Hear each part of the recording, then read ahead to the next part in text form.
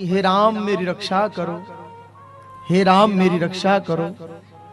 राम ने लक्ष्मण से कहा, लक्ष्मण सुनते हो कोई बड़ा पीड़ित है, हमें बुला रहा है। लक्ष्मण ने कहा, भैया आपको तो दुनिया का ही दुख दिखाई देता है, इस समय हमारे से ज्यादा दुखी कौन होगा। मेरी माँ का हरण हो गया, आपकी अर्धांगिनी को कोई चुरा के ले गया, और आपको दुनिया के कष्ट सुनाई दे रहे हैं। तो फिर कान में आवाज आई, हे राम मेरी रक्षा करो। प्रभु ने कहा, कोई बहुत व्याकुल है, चलो ना। तो भाग करके राम जी दौड़े आगे आए, और राम जी ने आ करके देखा तो कौन पड़ा था, गीधराज जटायु पड़ा हुआ। ये पक्षी कौन है, जिसने सीता को बचाने के लिए अपने प्राणों का बलिदान दिया। आज समाज में लोग कहते हैं हमारी जान बच जाए, दुनिया मरे, उसके साथ दुर्व्यवहार हो, हमें क्या चिंता है।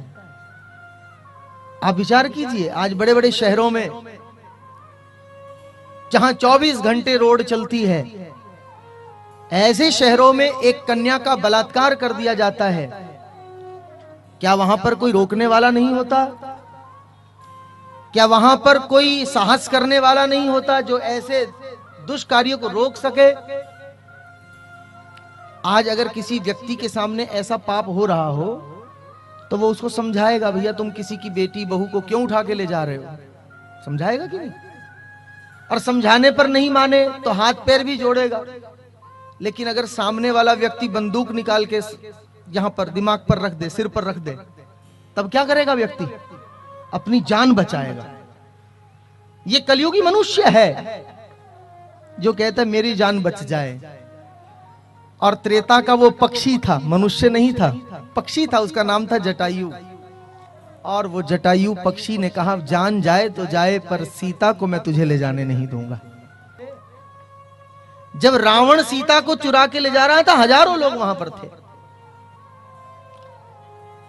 सबने जटायु से कहा, मारा जाएगा, रावण को जानता नहीं, बहुत बलवान है, हम तो सब जाकर के छिप रहे हैं, तू भी छिप जा। बोले, तुम मनुष्य हो ना, कायर हो, छिप जाओ, पर मैं नहीं छिपूंगा। तो सब छिप गए। अब रावण के जब तक तलवार अस्त्र शस्त्र निकालता है, जटायु तो अपना अस्त्र शस्त्र हमेशा तैयार रखते थे।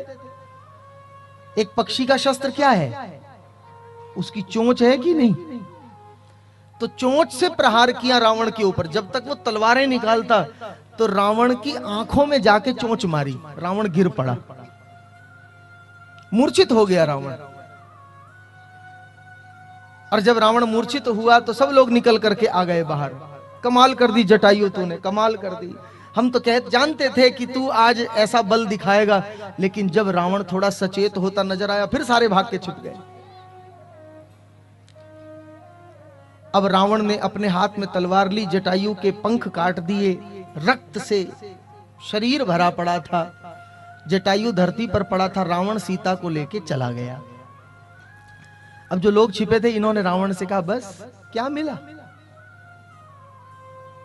क्या मिला तुझको आज सीता के प्राण बचाने के चक्कर में? अब तेरे पंख भी नहीं रहे, अब क्या फायदा हुआ तुझको? तो इसने बड़ी प्यारी बात कही, बोले मुझे बहुत बड़ा फायदा हुआ। बोले क्या फायदा हुआ, बता तो सही। तो इसने कहा, मुझे ये फायदा हुआ कि पंख होते तो मेरी जिम्मेदारी बनती थी कि मैं प्रभु की शरण में जाऊं। अब मेरे पास पंख नहीं है तो प्रभु की जिम्मेदारी बनती है कि वो चल करके मेरे पास आए। तो भगवान चल करके इसके पास आए, आकर के प्रभु ने कृपा करी।